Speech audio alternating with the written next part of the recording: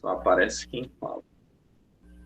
Boa noite, meus amigos, minhas amigas, começando mais uma reunião do GEAC, né? Você que acompanha a gente aí também pelo YouTube, né? Aqui tá, estamos ao vivo pelo Google Meet, né? Só mesmo quem são os iniciados e pessoal do grupo. E você que acompanha pelo YouTube, que eu sei que deve ter pessoas que só conseguem acompanhar pelo YouTube mesmo. E hoje, dando seguimento, nós estaremos sem o Bruno, né? Então eu que vou dar seguimento aí a essa análise do estado de sítio. Não será a obra completa, as três partes, né? Até porque ficaria muito cansativo, ficaria muito longo. Então, eu vou fazer uma introdução dos principais fatos, dos principais acontecimentos, a gente vai conversando, vai dialogando, e, claro, fazer aí uma análise sobre a primeira e a segunda parte, né? E a gente vai discutindo sobre isso. Caso vocês tenham dúvida, caso vocês queiram falar sobre alguma coisa, comentar, adicionar, fiquem à vontade, tá? E aí a gente dá seguimento a isso, né? Bom, como a gente pode começar dizendo que o estado de sítio é um fiasco. Eu acho que essa é a palavra mais correta para se utilizar. E não é minha, não sou eu que estou dizendo isso, é o próprio Camus que diz, relata que foi um fiasco, né? Depois de 23 apresentações, tendo a sua primeira apresentação no dia 27 de outubro de 1948, Camus escreve a Jean Grenier, que é certamente o seu grande mentor, seu grande tutor, né? E diz: é um fiasco. Nós temos que nos ater que a vida teatral de Camus, desde a juventude, ela é marcada por boas obras, né? Quem não lembra, ou vai saber a partir de agora, Revolta das Astúrias, uma obra escrita do Camus com um outro autor, com outros autores, será inclusive proibida pelo Partido Comunista Argelino.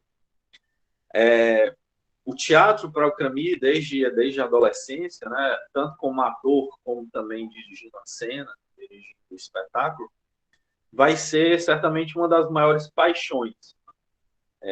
Talvez aí dividido com futebol e mulheres. O teatro seja uma das maiores paixões para o Camus, né?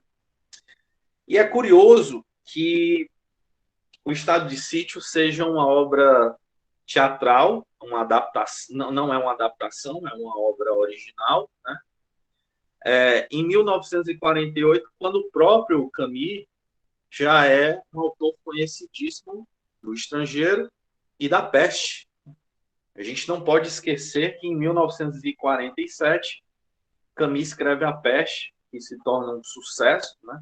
Já era um sucesso por conta do estrangeiro, mas se torna um sucesso certamente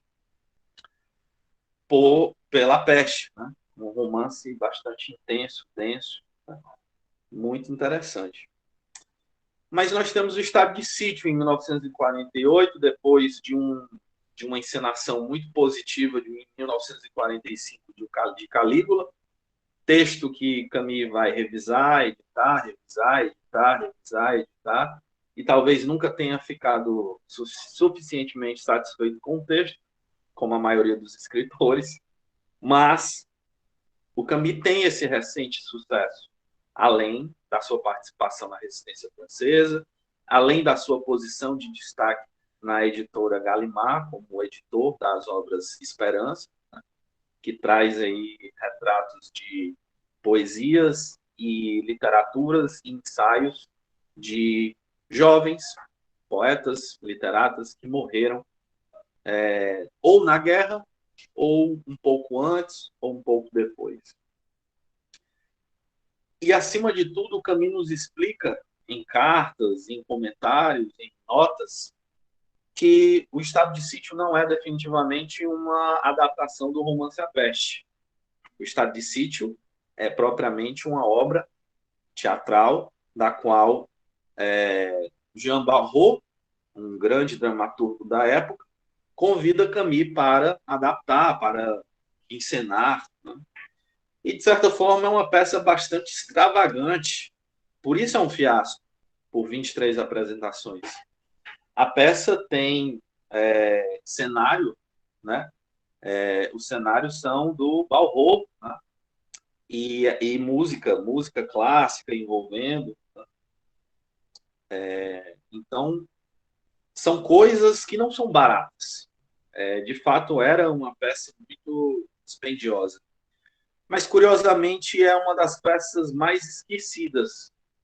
Muitos vão gostar de O Equívoco, muitos vão gostar de Calígula, muitos vão gostar até mesmo de Requiem para uma Freira ou Os Processos, e vão deixar de lado o Estado de Sítio. Não sei bem se por desconhecimento, não sei bem se por simplesmente não compreender a gênese da obra, né? Mas ocorre. Até mesmo para quem estuda, para quem trabalha, né, a obra do Camus, o Estado de Sítio vai ser, de certa forma, uma obra deixada de lado. Tem gente que nunca leu, tem gente que nunca se interessou por ela, tem gente que passa adiante, né? Mas o Estado de Sítio se tornou um sucesso, fora a França. Essa é a grande ironia do Estado de Sítio. O Estado de Sítio é uma das obras mais bem-sucedidas do Camus, fora da França. Paris não aceita o Estado de Sítio. Talvez Paris, em 1948, os parisienses, os intelectuais, começam a expulsar Camus, né? Talvez esse seja o primeiro movimento, esse talvez seja o grande primeiro movimento, né? E certamente um dos episódios mais marcantes diante disso é quando Gabriel Marcel pergunta por que a Espanha, texto emblemático da qual Camus vai responder de uma forma incrível, inacreditável, com o texto Por que a Espanha. Essa edição, tá, da Record, do Estado de Sítio, ela difere da edição anterior, em que era do Civilização Brasileira, e tinha uma outra edição antiga que só vinha com o Estado de Sítio, 2 em 1, né? Só que essa edição ela é muito mais completa. Ela tem um prefácio do Pierre-Louis Rey, tem uma nota do próprio Camus, aí se estendem as 3 partes da obra e dossiê. O dossiê é dividido entre cronologia e documentos. Cronologia do Estado de Sítio em cena, como ele foi produzido, aonde ele foi produzido e tudo mais. E a segunda parte é Estado de Sítio diante da crítica. Então, esse documento é muito interessante para a gente ter uma noção de como o Estado de Sítio foi recebido por vários intelectuais franceses e até mesmo alguns outros, ingleses, alemães e portugueses e coisas do tipo. E certamente os documentos mais interessantes dentro desse dossiê são, de fato, os próprios documentos, em que intitula-se Por que a Espanha, né?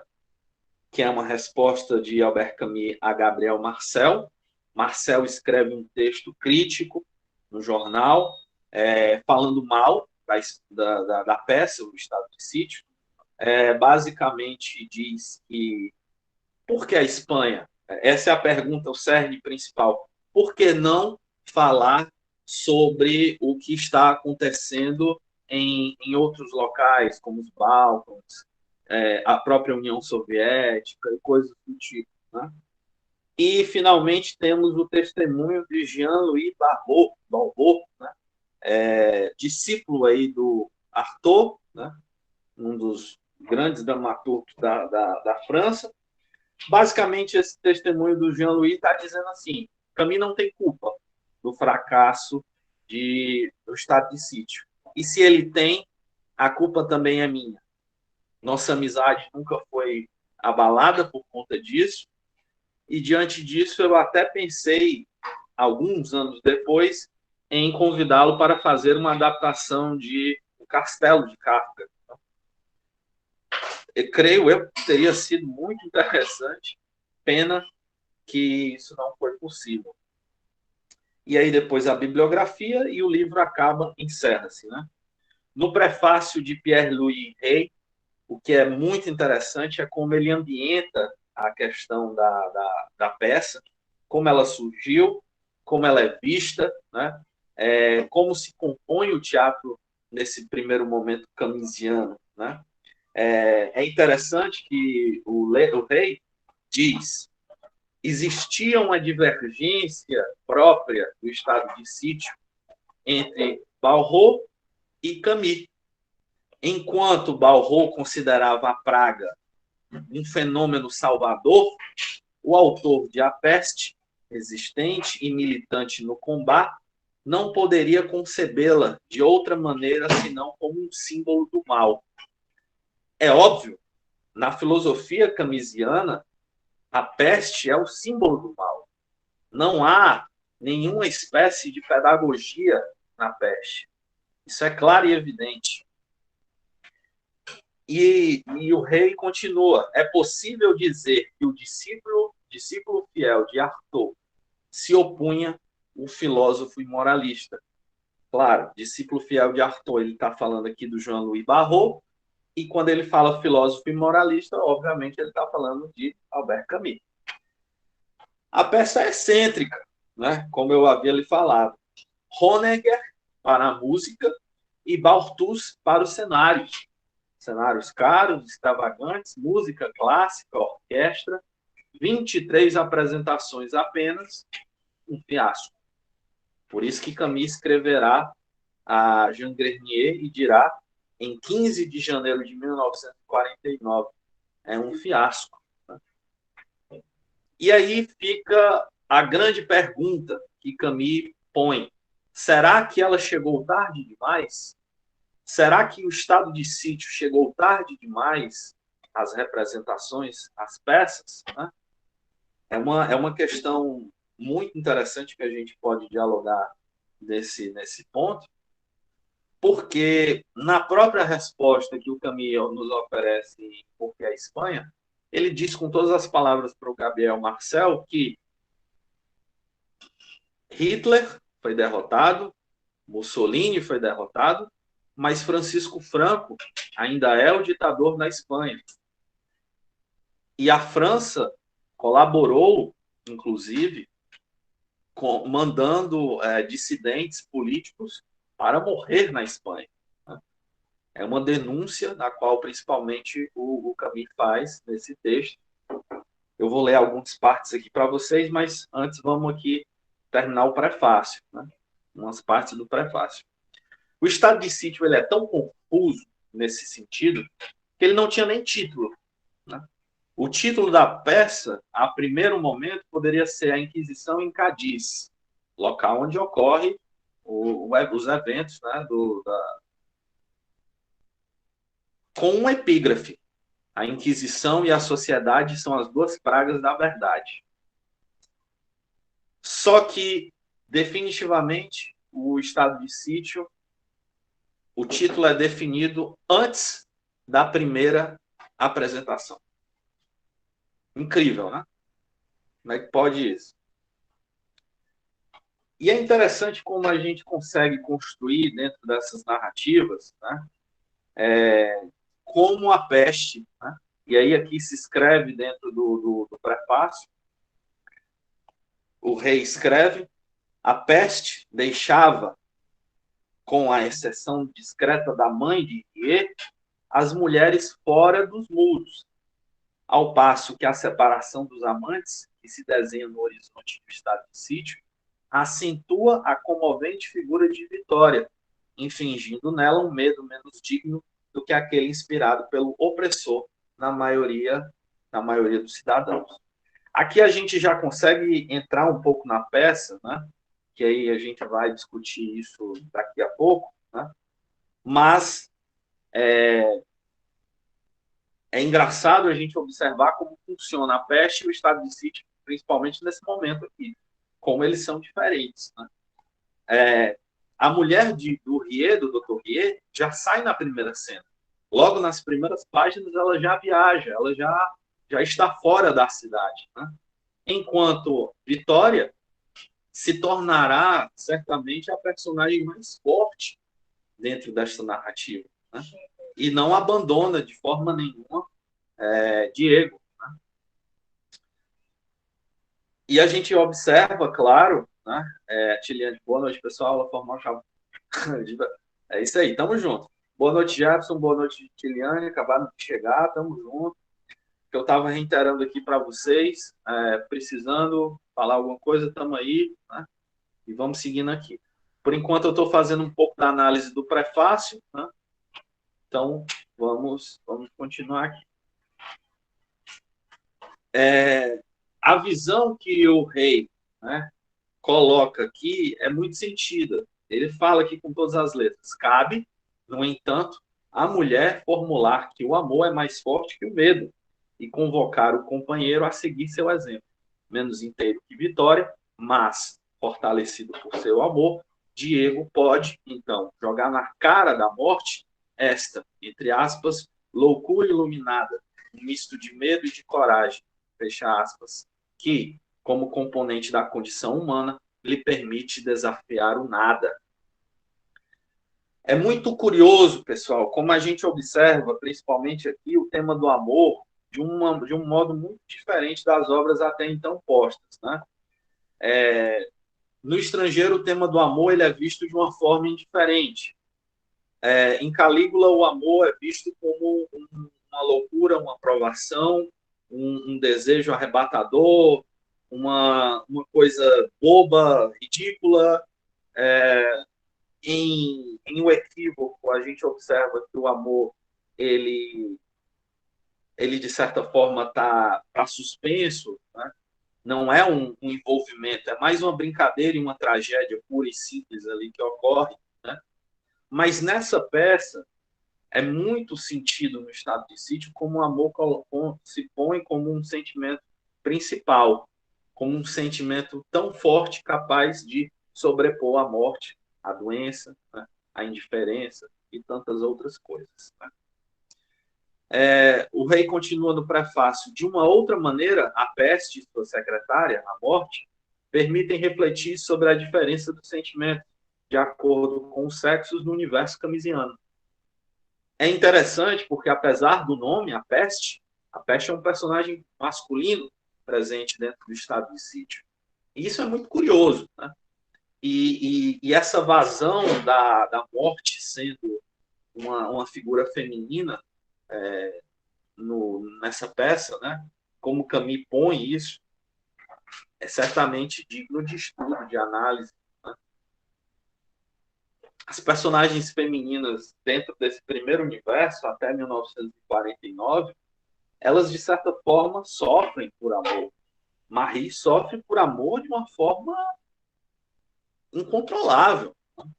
Ela, apesar de Meursault ter matado, do Meursault estar preso, e mesmo assim não evidenciar loucuras de amor, mesmo assim Marie continua, o visita, o consola, o protege. O amor presente em O Equívoco é isso também. É a boa esposa, a esposa que diz, não vá, não faça isso, não é certo. E a esposa que, no final das contas, também procura por preocupação, por medo. Né? E a gente observa nesse primeiro momento como as personagens estão envolvidas nesse sentido, nesse sentimento. Né?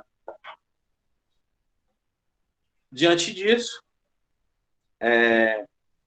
retoma-se no prefácio a própria preocupação que o Gabriel Marcel tem em relação a por que a Espanha, né? E aí o rei, no prefácio, diz: menos específicos da ocupação nazista são os campos de concentração e as deportações, as torres de vigilância, a tortura, os atos de resistência ou a convocação à delação. Até mesmo a perfeição técnica que acompanha a opressão. Dois pontos, o Homem Revoltado, publicado 3 anos mais tarde, sem dúvida convencerá Gabriel Marcel de que, entre aspas, terror racional, expressão que aparece nos títulos do ensaio, não é menos insuportável a Camille quando se exerce em nome de uma revolução proletária. Eu acho que nesse momento a gente já pode pular para propriamente a questão do porquê a Espanha. E aí, no porquê a Espanha, que é justamente a resposta, ela é um pouquinho mais longa, então não dá para ler toda, né? Que evidentemente ela é um pouquinho mais longa, mas certamente dá para a gente falar algumas coisinhas e aí a gente já vai para a obra em si. Né? Eu digo isso porque é importante mais a gente ter essas introduções sobre a questão da obra, né? Como ela foi vista, como ela foi analisada. Porque a Espanha é a resposta de Albert Camus e a Gabriel Marcel. Eu vou ler essa parte, que é justamente o que o Camus põe como a crítica em si. Ela é relativamente curta, né? E aí a gente vai traçando aqui os pontos paralelos. Em sua crítica, a primeira encenação de Estado de Sítio, publicado em Les Nouvelles Littéraires, de 4 de novembro de 1948, há um trecho em que Gabriel Marcel escreve o seguinte. Aqui já é o Gabriel Marcel falando. Não acho corajoso, nem honesto, ter situado a ação na Espanha, em Cádiz, em vez de algum porto da Dalmácia ou da Albânia, por exemplo, ou em alguma cidade ao pé dos Carpatos. Não posso deixar de pensar que este fato não deve ser imputado ao senhor Camus, cuja coragem é evidente. Toda pessoa imparcial e bem informada se convencerá disso. Há muito tempo que não é, de forma alguma, da Península Ibérica que chegam as novidades capazes de desesperar os que se preocupam com a dignidade e a liberdade humana. Parece que se procurou um derivativo destinado a apaziguar a ira daqueles a quem, em 1948, eu disse, em 1948, a obra, quer queira, quer não, é principalmente dirigida. Aos argumentos de ordem essencialmente política dados por Camus na sua resposta, seria fácil acrescentar que ele parou de manifestar seu interesse pela Espanha apenas por causa das origens da mãe. Né? Aqui já é a forma de representação. Né? Sua primeira peça, escrita na colaboração, era intitulada Revolte das Les Aspires. São sabidos também que laços o unem a Maria Cassares. Aqui já não é mais a fala do Gabriel Marcel, mas sim uma introdução do que foi falado lá. São sabidos também que os laços que unem Maria Cassares, espanhola refugiada na França, no fim da Guerra Civil, a quem vai confiar o papel de Marta em Um Mal Entendido e o de Vitória em Um Estado de Sítio. Até esse momento a gente sabe muito bem que Maria Cassares é oficialmente a amante do Camus. E, de fato, né, aqui com todas as letras é dito, será possível escutar neste nome, Vitória, uma reprodução de Vitolina, sobrenome dado a Maria durante a guerra, quando ela trabalhava em um hospital. Quer dizer, de certa forma, o próprio papel da Vitória dentro do estado de sítio foi feito, né, quase que exclusivamente para Maria Cassares realmente reproduzir fidedignamente. Né? A resposta de Camus, publicada no Combat em dezembro de 1948, foi reproduzida em Atualidades 1, em 1950, e depois nas edições dos ensaios de Camus, na Pleiade, em 1965. Né? Claro, não dá para ler tudo aqui, porque, enfim, vai ficar muito extenso, mas dá para a gente separar algumas coisinhas aqui que são pesadas. Porque se tem uma coisa que o Camus não alivia, é quando ele responde uma crítica que ele não gosta. E aí ele já começa. Olha, basicamente ele começa assim, olha, eu sou escritor e tudo mais, eu sei que quando a gente publica um livro ou encena uma peça e tal, a gente tem que se calar diante das críticas e tal. Ele fala aqui com todas as letras. Quando nos permitimos apresentar um espetáculo ou publicar um livro, estamos expostos às críticas, lógico. E aceitamos a censura dos contemporâneos. Seja o que for que tenhamos a dizer, é melhor calar. Quer dizer, realmente, vai criticar, vai falar alguma coisa, tudo bem. né? Aceita que dói menos. Só que o que acontece? A crítica do Gabriel Marcel, ela não vai diretamente na peça, mas sim a própria posição do Camus em por quais razões ele escolheu a Espanha. E, de certa forma, o Gabriel Marcel está dizendo com todas as letras, olha para o leste, porque na Península Ibérica está tudo resolvido. Sendo que na Península Ibérica tinha o quê? Salazar, né? Em Portugal, e Francisco Franco na Espanha. Então, os movimentos fascistas existiam lá, de todos os modos. E o caminho é claro e evidente dizer com todas as letras, não, eu me preocupo tanto quanto a Península Ibérica, quanto a União Soviética, tanto esquerda quanto direita. Se é autoritarismo, se produz injustiça, eu denunciarei, independente de qualquer coisa. Né? E ele diz aqui na resposta, porque é preciso lutar, sabendo que a tirania totalitária não se edifica sobre as virtudes dos totalitários, mas sobre as falhas dos liberais. Quer dizer, o fascismo não entra numa sociedade por conta do fascismo, mas pela falha da democracia burguesa liberal. Isso é tão atual, né? Uma coisa escrita em 1948, aqui uma crítica, que a gente pode utilizar, e estamos utilizando isso dentro desse escopo aqui de filosofia social e política, porque é uma denúncia clara e simples no pós-guerra de como ainda o fascismo está vivo. Hitler foi derrotado, Mussolini também, ok, mas ainda há aqueles que produziram injustiças. Camus escreve: o mundo em que vivo me repugna, mas sinto-me solidário aos homens que sofrem dentro dele. E aqui o sofrimento é total, o sofrimento é esquerda, é direita, é centro, o sofrimento é de todos os modos hilares. Né? Então não tem como a gente não ver a qualidade excepcional, né, desse texto. Mais uma vez, em outro momento aqui muito chave do texto que ele escreve, ele diz: não preciso dizer que não pretendia agradar ninguém ao escrever o Estado de Sítio. Quis atacar frontalmente um tipo de sociedade política que se organizou, ou se organiza, à direita ou à esquerda, de modo totalitário. Nenhum espectador de boa fé pode duvidar que esta peça toma o partido do indivíduo, da natureza humana, naquilo que ela possui de mais nobre, o amor terrestre. Enfim, contra as abstrações e os terrores do Estado totalitário, seja russo, alemão ou espanhol. A posição política de Camus aqui é clara e vai desagradar alguns. Né?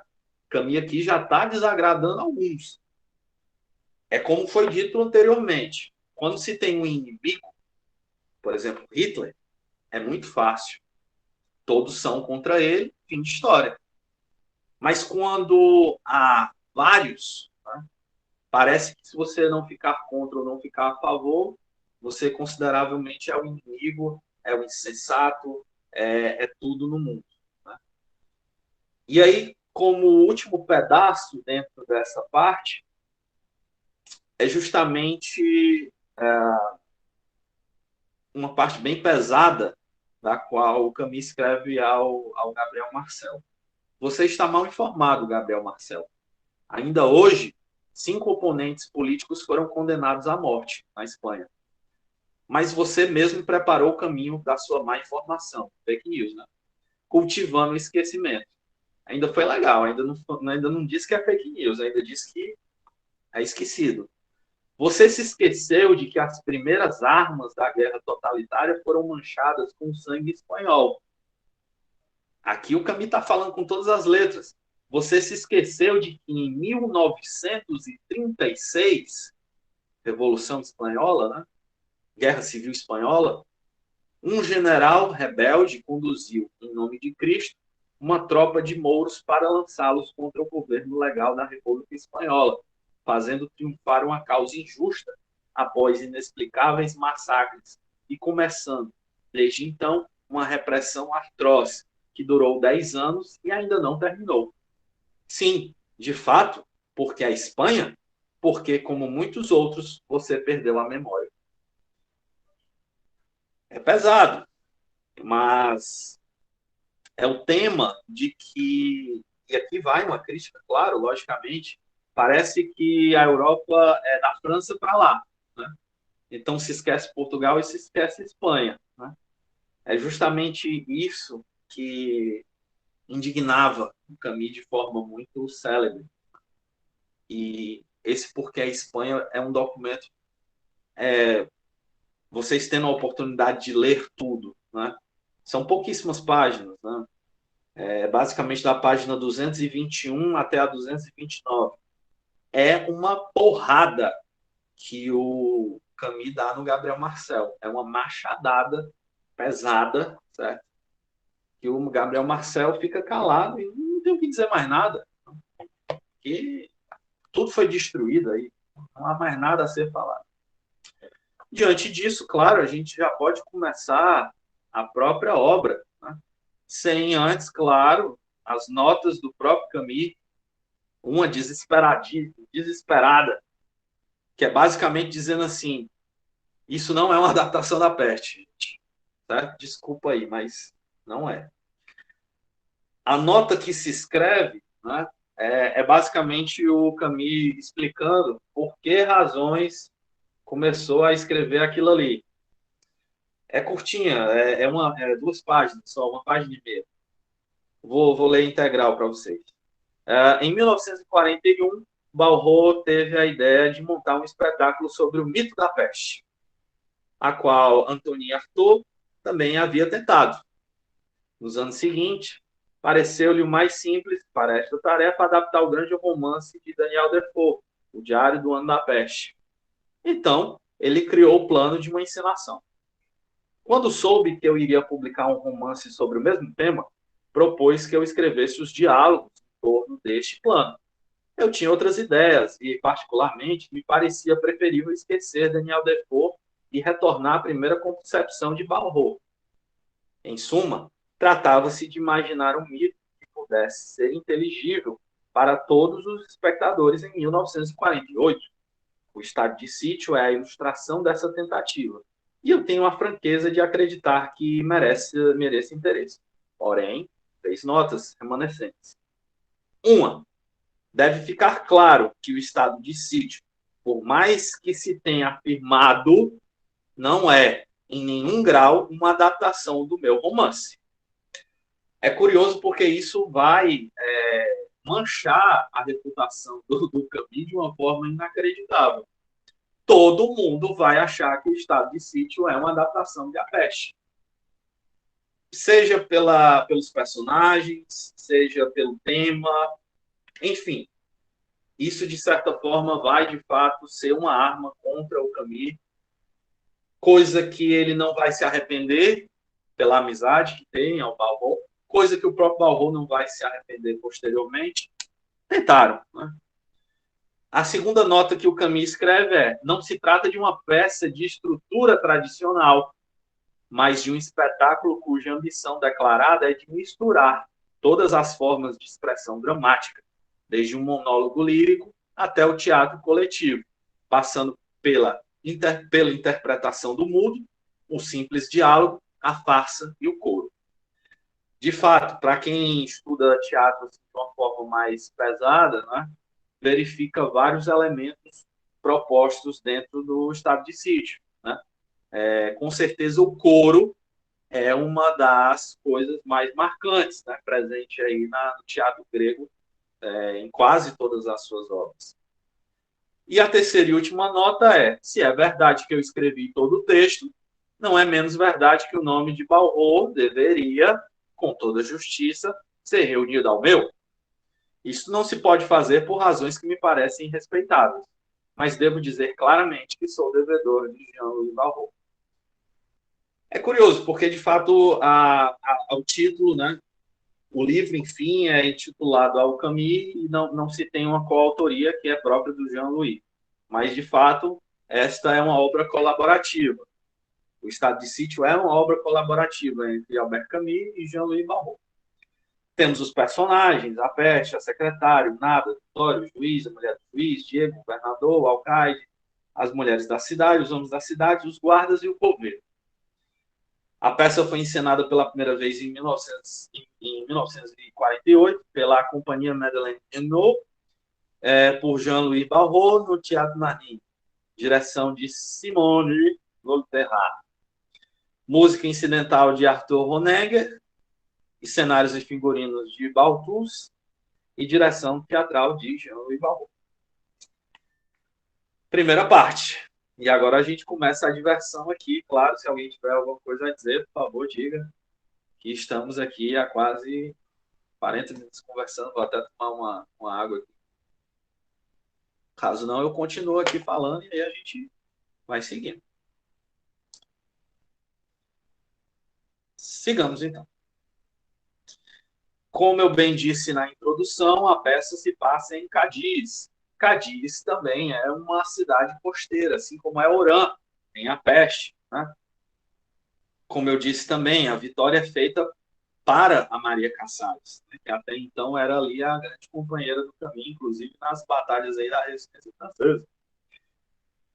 Nós temos dois vilões muito claros, né? Aliás, três vilões muito claros dentro da peste, né? Mais um some, que é o governador, representa o Estado, né?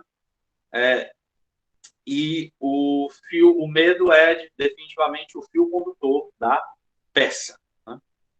Bate, obviamente, com um editorial escrito em 1946 pelo Camus no Combate, escrito no nosso século XX e o século do medo, da qual ele exemplifica que a tecnologia, a técnica, a bomba atômica vão nos destruir de alguma maneira, de algum modo, e como viver num mundo em que pode ser dizimado a qualquer momento.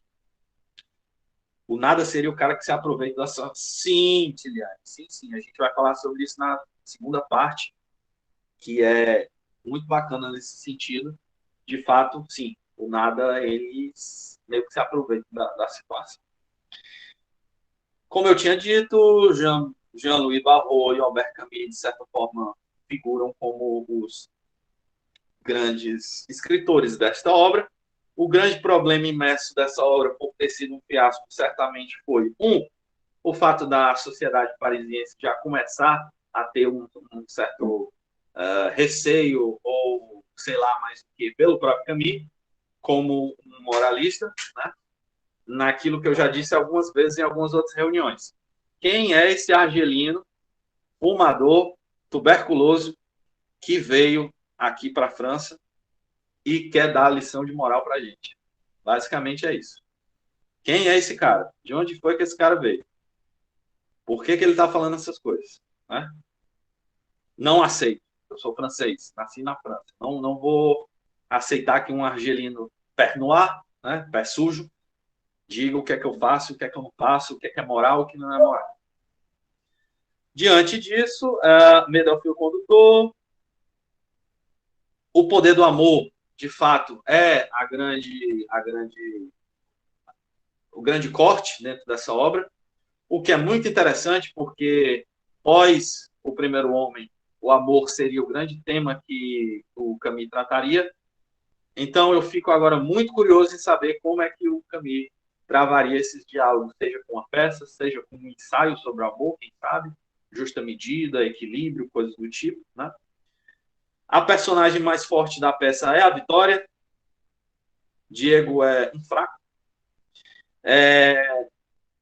Como eu disse, as duas representações maiores de vilania são a peste, figuradas como um ditador, né? Um ditador militar, né? E sua secretária, a morte. Cádiz é a cidade, a utilização do couro, amor dos dois. Pronto. Já pode aqui pular para a primeira parte. Nós já iniciamos a obra com um grande acontecimento, que é um cometa, que é, não sei, um cometa Halley, que aparece por lá.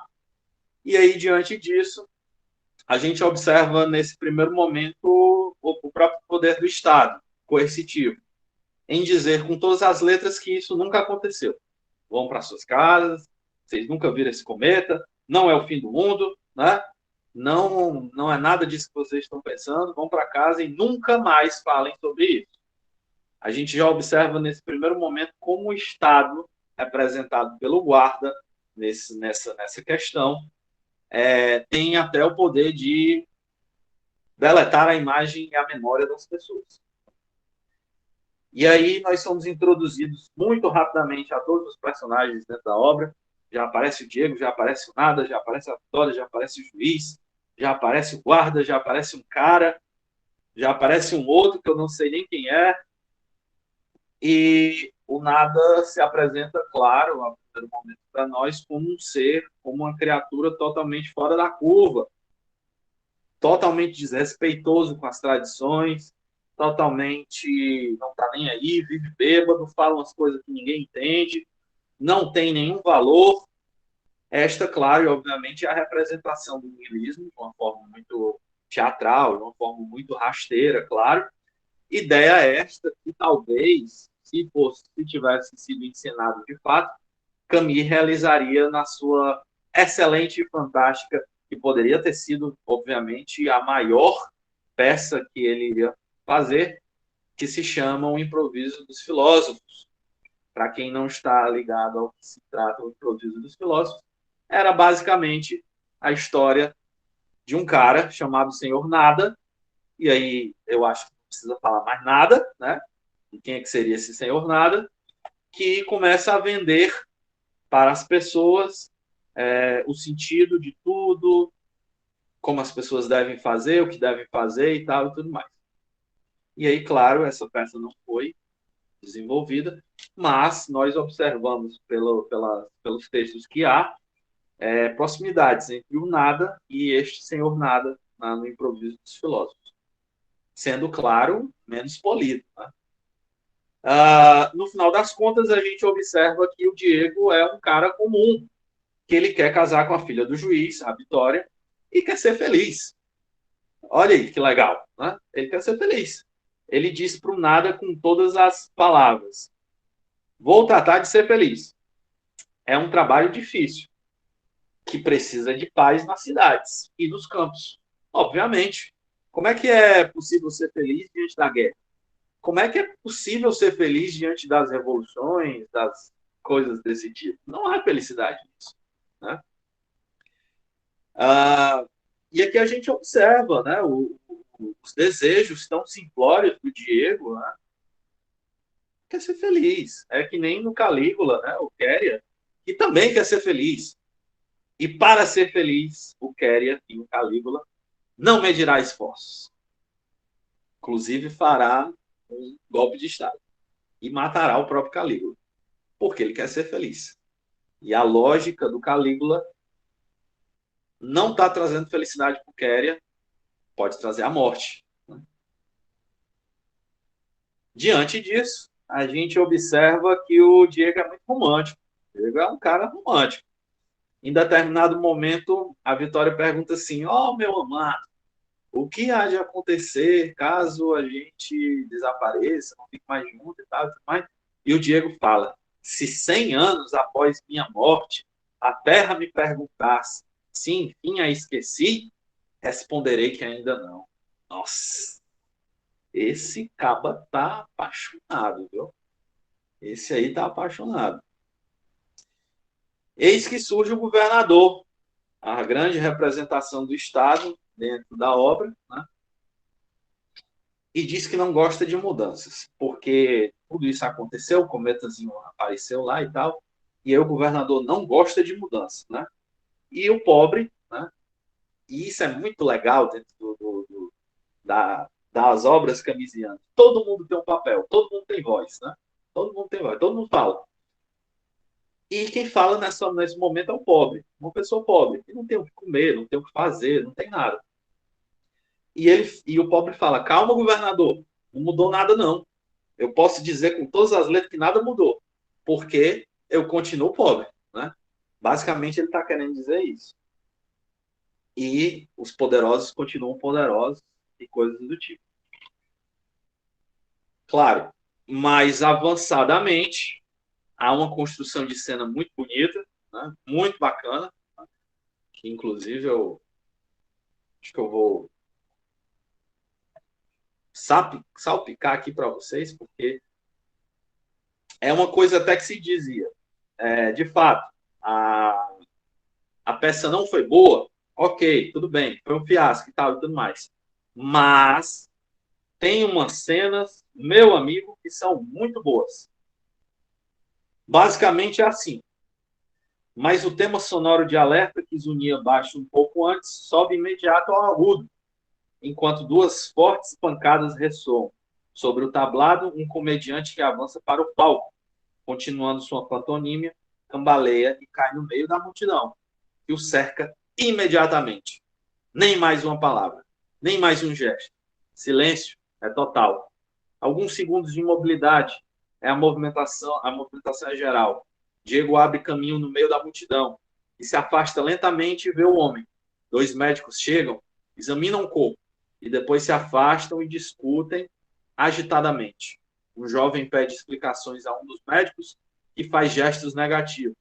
O jovem o pressiona, o encoraja pela multidão, força a responder, sacode, subjuga, até se encontrar, finalmente, com os lábios quase colados aos do médico, um ruído de aspiração. E ele faz como se estivesse bebendo uma palavra da boca do médico. Afasta-se ao custo, como se a palavra fosse muito grande para a sua boca e fosse preciso muito esforço para se livrar dela, pronuncia: a peste. Essa cena tão pesada e tão marcante na obra O Estado de Sítio denuncia o começo da peste, das mortes. Só que, é claro, a figura da peste aqui já não é mais representada por um animal, por um rato, mas sim personificada, o que é muito interessante. Claro, essa doença, esse mal, vai fazer com que todas as pessoas sintam, de alguma forma, uma necessidade. E aí o Camus é tão atual quanto qualquer outra coisa e coloca na boca de uma personagem chamada o Cura, que faz um paralelo com o padre Panelor em A Peste. Corram para a igreja, corram! Isso foi porque vocês tomaram cachaça demais e não rezaram. Por isso que vocês estão assim. E falta oração. Vão para a igreja, se conservem, enquanto há tempo. A peste é o mal diante dos homens. Claro, a gente tem um paralelo em relação a isso, que é a feiticeira. A feiticeira vai dizer, olha, manjericão, chá de boldo, bota umas ervinhas aqui, acolá, mistura tudo e tal, e tudo mais, bebe, ó, tira e queda. Também se tomar uma cloroquina funciona. Nenhum dos dois métodos resolvem nem a cura através das ervas, nem a cura através das orações. A peste está instalada na cidade. Como o próprio cura diz, o velho mal está na cidade. A posição do governador é clara. E isso é tão atual que, se nós formos contemporaneizar com as coisas que ocorrem hoje, é de um brilhantismo sem igual. O governador, em determinado momento, diz: tudo vai melhorar, gente. Mas eu tinha uma coisa para fazer muito importante. Olha, eu ia caçar. Ixi, agora nem vai dar certo, porque a peste está na cidade e eu sou governador, né? Basicamente, é isso. Como não fazer o paralelo, claro, disso com o que acontece hoje em relação à Covid?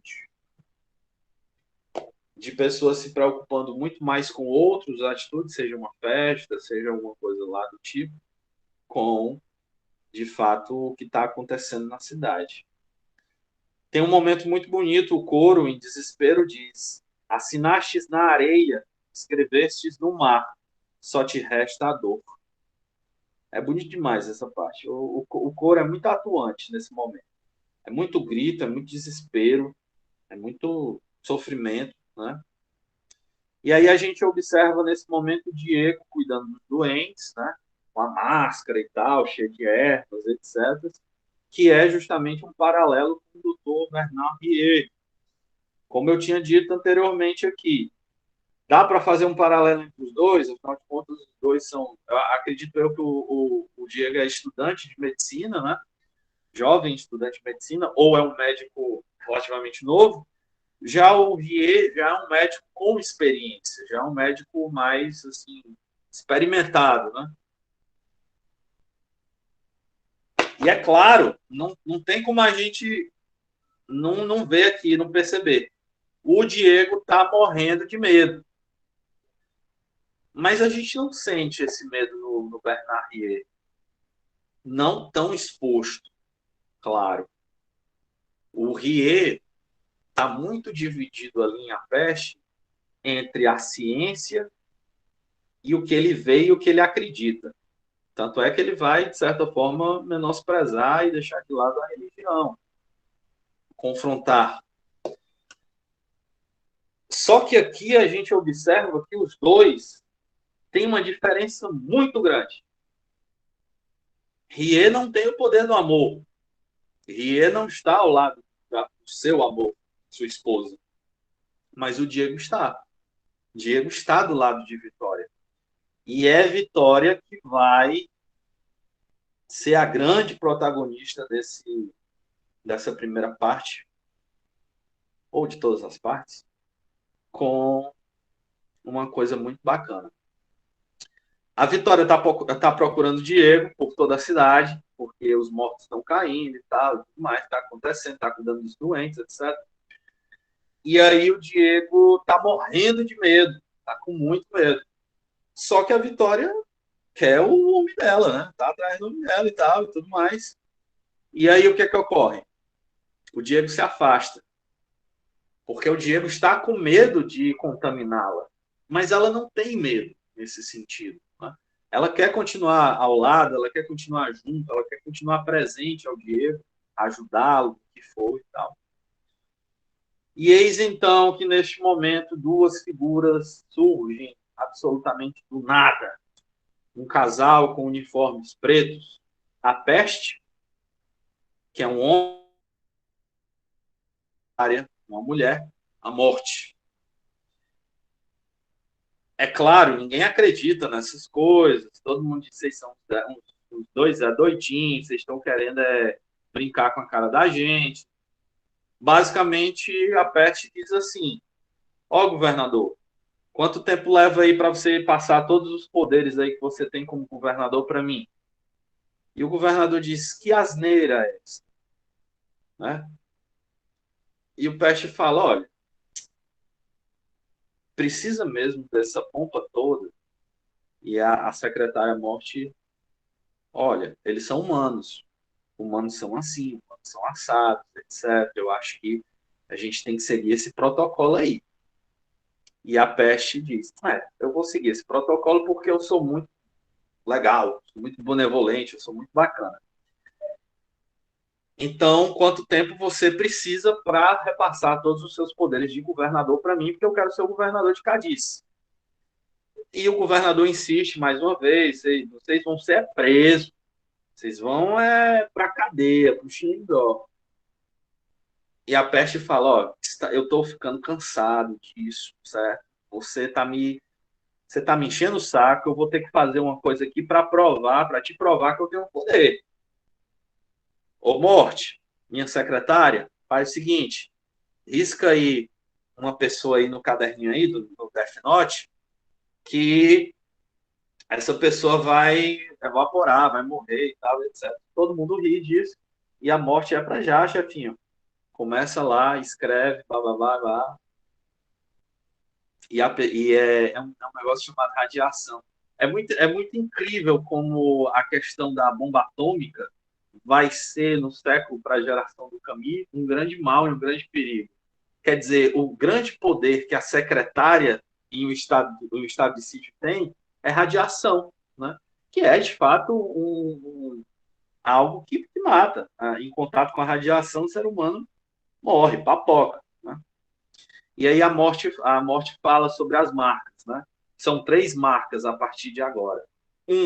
Uma marca suspeito, 2 marcas contaminado 3, radiação completa, morto. E então, depois de ver esta cena, o governador fica, meu Deus do céu, essa galera tem esse poder mesmo. E o governador simplesmente foge. Aqui a gente observa que o Camus está fazendo, logicamente, uma crítica em relação ao Estado, né? Não demonstrar nenhuma resistência, né? Principalmente, talvez, aí, ao inimigo estrangeiro, né? Ao inimigo de fora. O governador não luta, não impõe resistência, vai embora, vai para um êxodo, né? Um exílio, né? Só que um de seus assessores fica, permanece. E a peste diz, tu conhece a cidade, tal, tu conhece as pessoas, etc. Tu vai trabalhar para mim a partir de agora, tá bom? E o assessor diz com todas as letras, é uma grande honra. Como não lembrar neste momento dos colaboracionistas, daqueles franceses que, imersos ali, aquela situação toda, acharam que era, sim, uma grande honra contribuir com o Terceiro Reich. Ô, Igor, pode falar. Só fazer uma consideração. Cara, primeiramente, parabéns pela leitura, viu, Igor? Muito massa, viu? Muito boa. Valeu. Sempre bom tá ouvindo você explanando, porque vai cadenciando assim, quem lê a obra vai tendo uma noção do todo, assim, com a sua expressão, né, com a sua exposição. Antes de falar sobre o que eu tenho que falar, só queria dar os parabéns ao David, que eu acho que hoje é aniversário dele, né? Enfim, confirma aí, David. Mas eu vi algumas coisas no Instagram, acho que é aniversário dele. Parabéns, meu querido, viu? E assim, Igor. Obrigado, é assim. Beleza, filho, beleza. Tamo junto. Igor, uma coisa que eu acho que é importante, pegando o gancho aí no que você colocou dos colaboracionistas, né?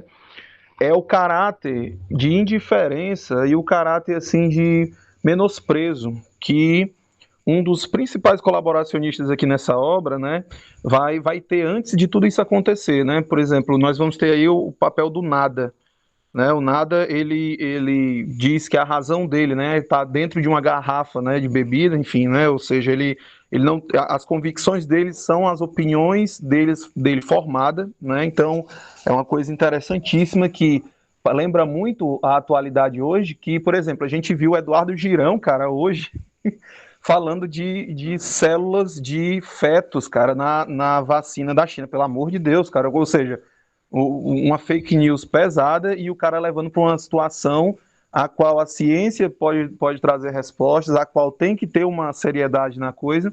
E a gente vê, por exemplo, uma obra dessa muito antes da realidade nossa hoje, falar, por exemplo, disso, de que mais vale a minha opinião ou a minha garrafa junto com a minha opinião para me ter essa coragem de falar as asneiras que eu quiser na frente dessas situações que aconteçam na nossa realidade. E assim, a fala dele é tão pesada que na página, na minha obra aqui, na 37, na página 37, ele vai dizer assim, né? Ele falando sobre a situação a qual acontece depois do cometa passar, né? Ele falando para os outros, ele ironiza até o menino Diego, né? Ele diz, melhor perguntar ao estudante, né? Já é quase doutor, tudo, eu só falo a minha garrafa, né? Ou seja, então assim, ele ironiza, ele ridiculariza o rapaz que está dentro da ciência, que está ali se formando numa coisa, e mais na frente ele ainda diz assim, né? Na página 37 agora, ele diz assim, minha opinião já formada e estou convicto de meus princípios, a vida vale tanto quanto a morte. O homem é a madeira da qual se fazem as fogueiras. Acreditem em mim, vocês vão ter desgostos. Este cometa é um mau agouro, é um alerta. Enfim, então a gente percebe aí, cara, aquela frasezinha já batida, mas muito real, né? Que a cadela do fascismo está sempre pronta, né? Tá sempre no cio, né? Tá sempre pronta para encontrar um cachorro e procriar, né? Então, assim, o nada me parece muito esse indivíduo que ele tá ali, um agente do caos mesmo, ele vê a situação da rotina e ele constrói aí, e ele tenta desvendar, vamos dizer assim, da aparência cotidiana de normalidade, ele tenta sempre expor esse lado negativo dos indivíduos, esse lado negativo da sociedade, esse lado que, vamos dizer, da natureza, do guerra de todos contra todos, né? Só que, lógico, como você colocou muito bem, tem o Estado, tem toda uma estrutura, tem todo um governo, tem as pessoas na sua rotina, tanto é que depois ele fala aqui embaixo, né, e até eu marquei aqui no livro sobre a rotina da cidade, depois dessa fala dele na 37. Então, assim, cara, que ele precisava dar oportunidade para mostrar, para expor, para colocar para fora todo aquele rancor, todo aquele mal, toda aquela negatividade que ele tinha. Ou seja, é o que a gente vivencia hoje, cara. Por exemplo, a gente olha para algumas pessoas que a gente surpreende quando elas abrem a boca para justificar, por exemplo, o racismo, a misoginia, para justificar a homofobia, entendeu? Justificar que tudo acontecendo questões de vida, entendeu? É aquele indivíduo que ficava por ali e falava de forma a qual todo mundo olhava e dizia assim, isso é um doido, isso é um louco, ou então dizia, é porque ele está bêbado. Agora, né, existe as justificativas, existe um governo morte, onde a secretária anota os nomezinhos ali, né, e faz uma lista bem positivista, vamos dizer assim, da situação, e a pessoa vai proliferando e vai concordando e vai sendo colaborador e vai participando da situação que a gente está, que ele está vivenciando depois do cometa, depois da tomada do poder, enfim, é muita nossa realidade.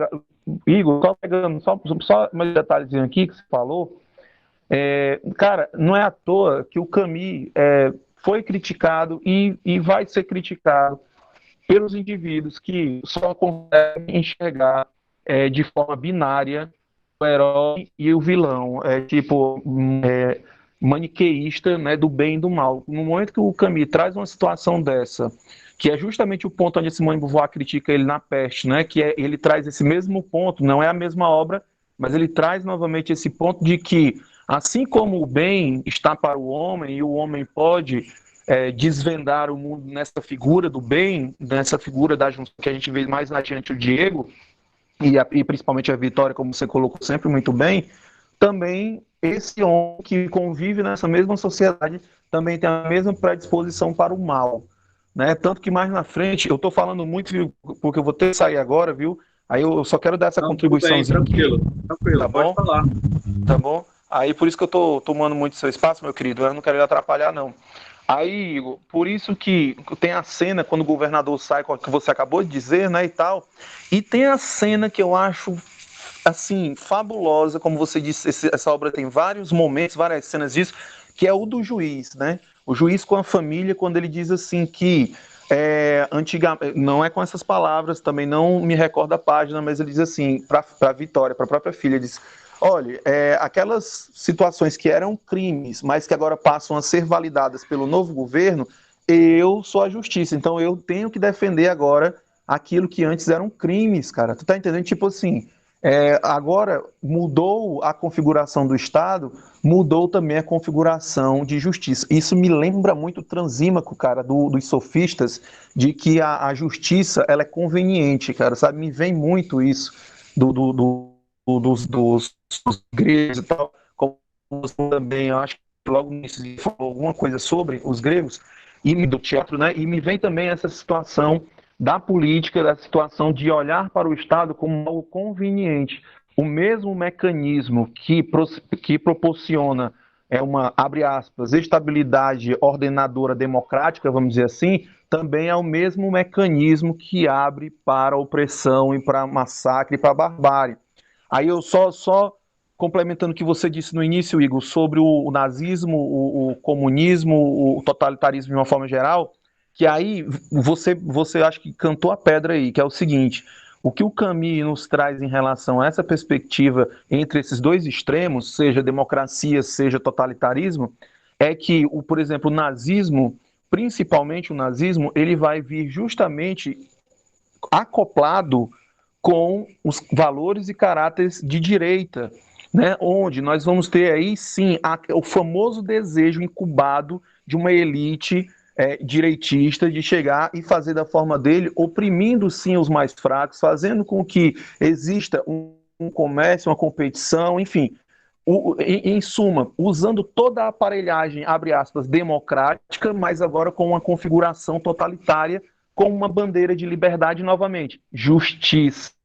Por isso que o juiz aqui, cara, eu acho um personagem muito importante para essa quebra de narrativas e de discussões, porque o juiz, que é o representante da justiça, ele é volúvel, ele vai navegando junto com a maré, tipo, se agora é o nazismo, ok. Se o nazismo me deu as ferramentas para mim continuar sendo o juiz, eu serei. Opa, agora é a democracia, beleza. Se me deu as ferramentas para. Sabe o que me parece, Igor, isso aqui? Eu me arrepio quando eu lembro disso aqui, porque me vem muito aquela questão do clipe de papel, né? Dos americanos quando pegam cientistas nazistas e botam dentro das fileiras deles, ou seja, pegam aquele indivíduo ali e dão quase que os mesmos valores, o mesmo significado para aqueles indivíduos desenvolverem o quê? Armas, tecnologias de destruição em massa, enfim, a mesma coisa, sabe? Então o Camus, cara, ele tem uma visão assim, chega a empolgar porque a visão desse cara, olha os anos antes do que a gente está vivenciando aqui, cara, né? De mentalidade, como é que é? De inteligência artificial, ainda falando de guerra nuclear, e hoje, falando de viagens espaciais para Marte, não sei para onde, com que propósito, entendeu? Então, assim, é uma crítica muito pesada, uma crítica que permanece, perdura, e não é à toa que esse pessoal da época dele, cara, ia criticar o Camus, porque eles estavam ainda, enquanto eles estavam ainda achando que o comunismo era uma bandeira de liberdade, o Camus já estava para além disso. Então não tinha como, sabe? Não tinha como esse pessoal pensar sobre essa ótica aqui nesse momento, sabe? Não tinha. Mas desculpa aí, viu, Igor, me abrir demais aqui, porque infelizmente eu vou ter que sair aqui 9h30, eu vou ter que sair, por isso que eu falei muito, viu? Desculpa, Igor. Não, de forma alguma, Gerson. Nem precisa pedir desculpa, não. São adições, temas aí muito importantes, principalmente esse que tu falou da questão da justiça, como ela é moldável, né? E aí, é até algo que eu vou falar no segundo ciclo nosso de temáticas, que vai ser mais voltado à justiça e direito, como essas personagens, tanto do Camus quanto do Kafka, atuam dentro do universo. Por exemplo, o juiz em O Castelo, do Kafka, é quase inacessível, é muito difícil você encontrar. Só que os juízes do universo camisiano são muito fáceis de encontrar. E na maioria das vezes eles estão muito ligados à moral vigente. Então, esse objeto, na peste tem um juiz Otton, né? Aqui tem também um juiz. Então, esse tema se repete, né? O juiz penitente da queda, o juiz que julga o mercenário estrangeiro. Então, esse tema do juiz, ele sempre está se repetindo, claro, como na obra do Kafka, como na obra do Camus. São preocupações aí em termos, dá com certeza para trabalhar uma vertente de filosofia do direito dentro do Camus. Igor, com certeza dá para a gente abrir um trabalho, cara, em cima justamente desse ponto, a justiça em Camus, cara, né? Porque é um cara que se a gente, novamente, pegar a questão da história de vida do Camus, da construção dele, os enfrentamentos que ele vai ter, né? E assim, e até mesmo a questão da morte dele, né? A gente pode abrir até para uma questão, como você gosta da parte metafísica e tudo, né, da coisa, de um jovem e tudo que na sua própria obra de enfrentamento da falta de sentido, e essa falta de sentido ser a mola propulsora para um sentido ser interrompido ali nos anos 60, né, com 47 anos, Arigo, me corrija se eu estiver errado, 47 anos que o Camus tinha. E aí eu tanto pega 46, 48, alguma coisa assim. É uma coisa assim, né? Pronto. Então você vê o cara na justiça assim da vida, né? A gente já pode pegar aqui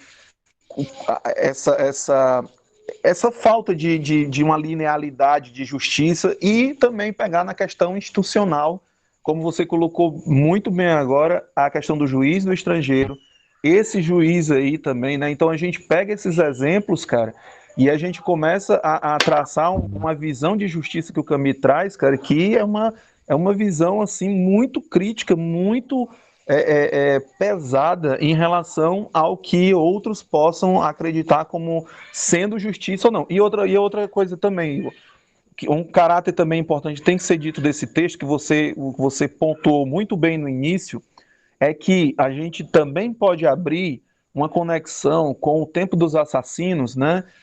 Aquela palestra do Camus, com esse texto, né? E aí a gente pegar a parte da história e da historicidade em relação a esse contexto de justiça também. Até porque, por exemplo, em algumas situações climáticas ou naturais, ou coisa do tipo que trazem um caráter messiânico, trazem um caráter divino, divinizante de um período, ou coisa do tipo, as pessoas tendem a entrar em barbárie e tendem, a aceitar certos ditadores e governos em prol de um controle, em prol de uma salvação, entendeu? Novamente, de uma justiça, sabe? Então, esse texto do Camus, ele é muito ácido, eu acho, assim, em relação à própria justiça, sabe? A justiça dos homens, sendo que os homens são propensos tanto para o mal como para o bem. E aí vai ser a hora do juízo final, a hora do jogo, como o Diego vai fazer, como a Vitória também vai fazer, como o pescador vai fazer também, de, meu irmão, ou é agora ou nunca, ou vai ou racha, e a gente sabe aí o que acontece no final do livro, né, em relação a Vitória, o pescador e o Diego, né? Perfeito, perfeito, Jefferson. Muito bom. Realmente dá para fazer esses links, esses paralelos. E aí, tu falou uma coisa muito certa. Isso aqui é 1948, Tempos dos Assassinos é 49, ele já vai escrever O Homem Revoltado em 51, já está ali editando em 50.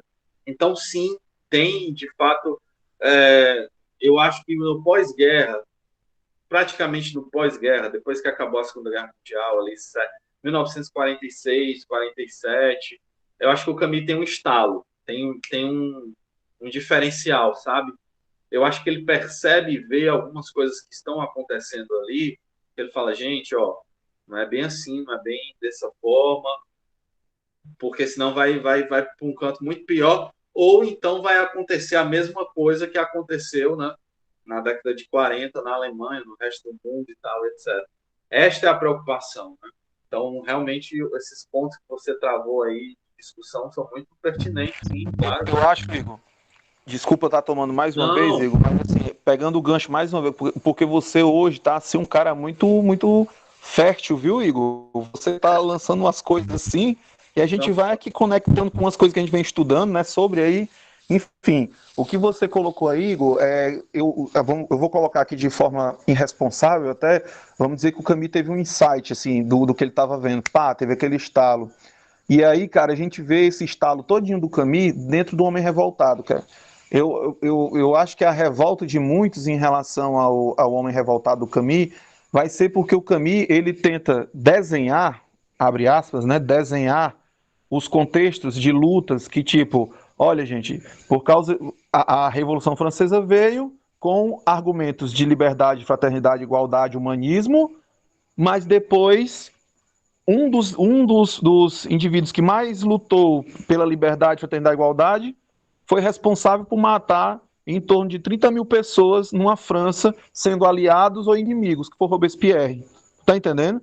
Então, o comunismo tá trazendo a bandeira também da questão do proletariado, do povo, de dar comida a quem quer, a quem necessita de comida, dar moradia a quem necessita de moradia, lutar e tal. Mas é o mesmo modelo de governo que fez os gulags, que pegou a galera e colocou aí nos processos de Moscou, saiu matando e fuzilando todo mundo. E aí?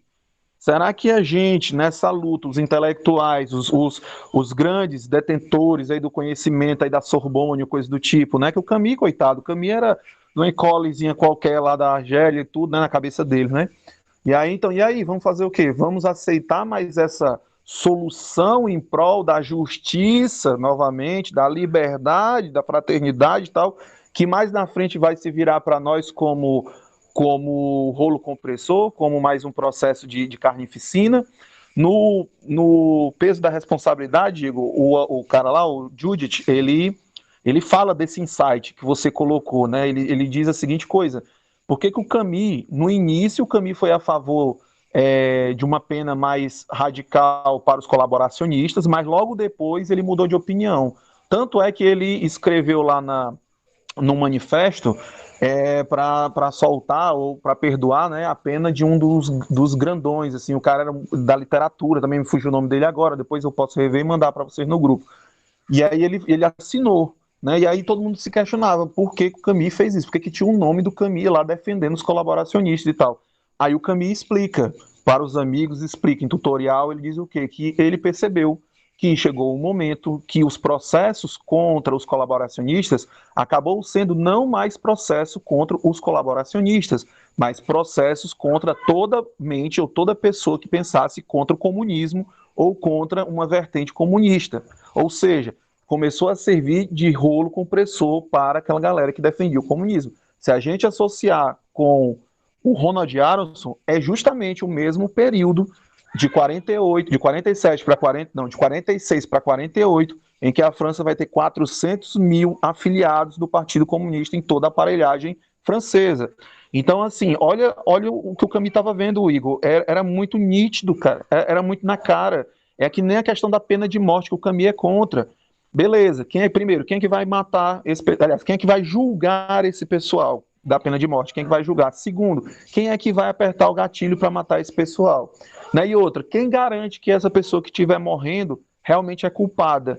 E outra, hoje nós matamos os culpados, amanhã a gente vai matar os aliados, assim como foi na Revolução Francesa, sabe?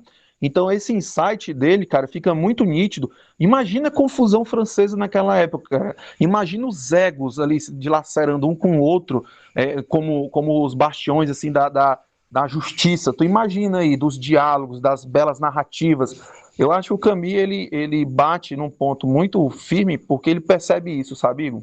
Era só mais essa contribuição aí. Perfeito, Jefferson. Muito, muito, muito bom. É isso. Você aí utilizou excelentes ferramentas para isso, inclusive o próprio Tony Júnior. Né? É isso. Não tem para onde fugir. O Camus teve esse insight, observou isso daí. Como você falou, ele é contra a pena de morte, porque uma hora essa justiça pode mudar. E aí entra no que você acabou de falar do próprio estado de sítio. O próprio juiz, né, e aí vem isso do direito positivo defendido pelo Hans Kelsen no início do século XX contra o justnaturalismo, de que se hoje a justiça, a lei é uma, e aí pode ser a que for, né, nada me garante, nada me defende de que há 5 ou 10 anos ela possa ser uma lei injusta, ela pode ser uma lei que me mata. Né? O exemplo mais claro em relação a isso, com certeza, é as leis de Nuremberg, na Alemanha nazista. Não teve nada fora da lei da qual os nazistas fizeram na Segunda Guerra Mundial. Até me dói falar isso, mas não teve nada fora da lei. Juízes assinaram, deputados do Reichstag, do parlamento alemão, concordaram, e as leis foram feitas mediante a aprovação daquela maioria. Eu não falo nem da maioria dos próprios alemães, que aí é uma coisa que, por exemplo, o Karl Jaspers, na questão da culpa, vai desenvolver. Aí já é uma coisa mais individual, um pedido de desculpa e tal. Mas eu digo na parte legal e na parte política. O que me garante que hoje a lei brasileira, do jeito que é, com todas as suas falhas, mas ainda assim com alguns pontos, e uma coisa muito forte que a gente consegue observar, a Lei de Segurança Nacional da ditadura sendo utilizada para fins, né, que não são os mais corretos. Né? E o que me garante que isso não vai me atingir? Né? É como aquela célebre... eu não sei se é do Bertolt Brecht, mas acho que colocam a ele, não sei. Mas é simples, é aquela... Quando vieram pegar os judeus, eu não disse nada, porque eu não era judeu. Quando vieram pegar os comunistas, eu não disse nada porque eu não era comunista. Quando vieram pegar, a Tiliane está dizendo, dele, pois é, quando vieram pegar os católicos, eu não disse nada porque eu não era católico. Quando vieram me pegar, já não tinha mais ninguém para eu gritar, né? Então, se eu não puder hoje ter esta consciência de dizer, ó, tá errado, isso um dia pode vir até mim, né? Ou qualquer outro justo, ou qualquer outro que não tenha nenhum tipo de culpa e tal. Você falou aí do excludente de licitude. Beleza, pode ser utilizado para um fim justo, que é para salvar um policial e tal. Mas será que sempre vai ser assim? 100%?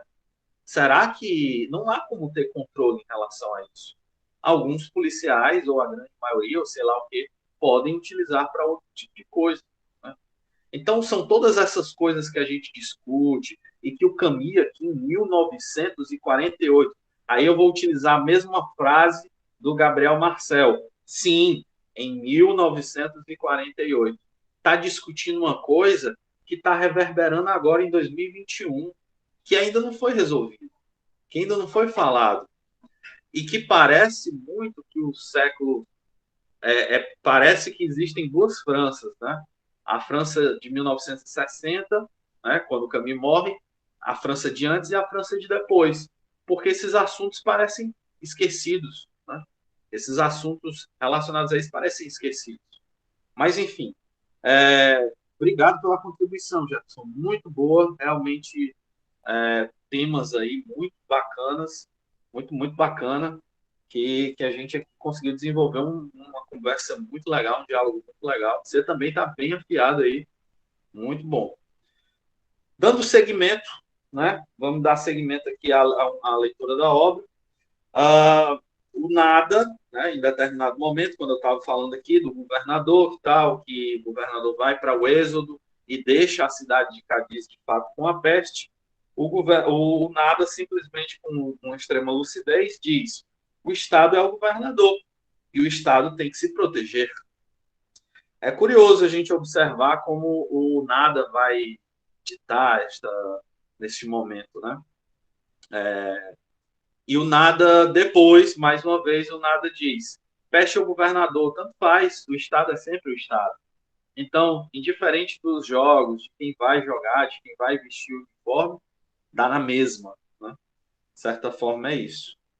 Eis que vem a grande parte, que é o discurso, né? Deixa eu ver aqui. Eis que a grande parte, que é o discurso, né, sobre a questão do governo, né, travado ali pela peste, e a peste diz com todas as letras: estamos em estado de sítio, ninguém sai de Cádiz. Eis que os concidadãos cadizienses ficam desesperados e vão até o mar. Ao mar, ao mar! É uma tentativa de fuga, não é o mar, não. É o mar. E aí, nessa tentativa de fuga, todos os portões de Cádiz são fechados. A cidade está enclausurada. O padre consegue escapar, e aqui a gente vê a sutileza e a brilhanteza quando o pobre diz: padre, me ajude. E aí o pobre, no final, quando o padre está fugindo: cristãos da Espanha, vocês estão abandonados. É justamente a crítica que a gente observa no porquê a Espanha, nas relações da Igreja Católica Espanhola, ou como também na Igreja Católica Portuguesa, em relação a certos acontecimentos, né? Inclusive de próprios padres mortos. Viu? Não estou falando justamente de fiéis ou de outras profissões, não. Padres mortos e perseguidos pelas próprias igrejas por conta das suas posições. Eis que a gente observa os alinhamentos, né, agora na peste, da OMS vigente: distanciamento social, silêncio, usar máscara com vinagre, né? É importante a gente ressaltar nesse momento que o Camille ele fez um estudo muito amplo sobre a peste, sobre os sintomas, sobre as prevenções, sobre tudo isso, né, para desenvolver o próprio romance A Peste. E ele utilizou todo esse conhecimento que ele tinha também na encenação do Estado de Sítio. A primeira grande ordem da peste é separar os homens das mulheres, que é também um dos procedimentos vistos, por exemplo, nos exércitos nazistas, né? Homens ficam num pavilhão, mulheres ficam em outros, né? A separação dos amores, a solidão, né? Já não é mais marido e mulher, né? Esposa e esposo, já se desintegra tanto a identidade, né? Quanto aí a intimidade ou qualquer coisa do tipo. Primeiro destraçalhar o coração, depois a razão, o pensamento. E aí a peste quer pôr ordem nas mortes, né? Muito curioso e interessante o discurso da peste em relação a isso. Basicamente, a peste fala assim: olha, vocês morriam de uma forma muito aleatória. Era um tropeço, era um engasgo, era uma coisa que acontecia ali, e aí vocês morriam e tal, e não tinha lógica nenhuma, e não tinha nada com nada. E aqui a morte só diz: ó, agora as mortes vão ser, a peste diz, as mortes vão ser ordenadas, postas numa lista, tá? É o destino de agora. Morte programada, pronto, tudo bonitinho, legal, e é isso, né? Como a gente não pode fazer também um paralelo, né, em relação a pessoas que hoje em dia querem, inclusive, saber quando é que vão morrer, quanto tempo tem de vida, como vão morrer, e aí tem as possibilidades diante de exames, né, e coisas do tipo. Então, realmente é bem atual. Tiliane, sim, queria me aprofundar mais nesses pontos que vocês estão colocando sobre as ideias do Partido Comunista. Depois liberam uns textos que falam sobre. Tanto que ela risca o nome no caderno e a pessoa automaticamente morre. É, exatamente, Tiliane. Primeiro, né, essa questão dos aprofundamentos. Eu te passo algumas coisas depois, o Jefferson tem também.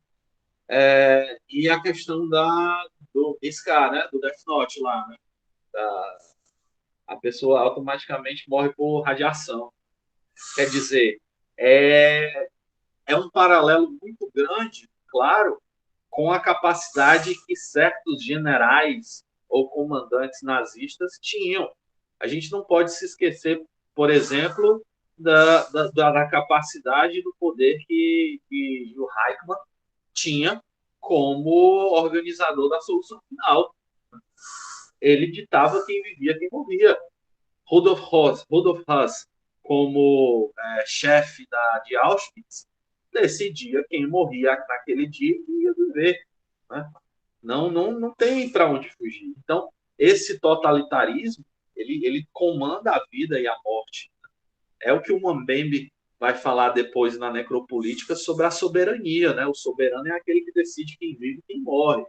Isso a gente está vendo hoje em dia com as políticas positivas e as políticas negativas. Né? Políticas voltadas para a vida e tanto políticas voltadas para a morte. Você apoiar uma vacina, apoiar a ciência, ir atrás, né? Isso é uma política afirmativa. Você está atrás de tentar salvar vidas. Eu estou dizendo tentar. Eu não estou nem dizendo que você vai salvar, não. Estou dizendo que você vai tentar. Agora, a partir do momento em que você age negando, negligenciando, rejeitando, deixando para lá, isso já é uma política negativa. Dentro da posição da ideia da soberania do Mbembe na necropolítica, é a decisão do soberano sobre a vida e a morte. Né? É isso. Em resumo, a peste, configurada num militar, né? Claro, o estado de sítio é sobre uma ditadura. Né? E aí ele fala, em resumo, trago o silêncio, a ordem e a justiça absoluta. Não espero agradecimentos. O que faço por vocês é natural. Meu ministério começou. Olha que coisa sutil, né? A peste, neste momento, traz a naturalidade de forma ordenada.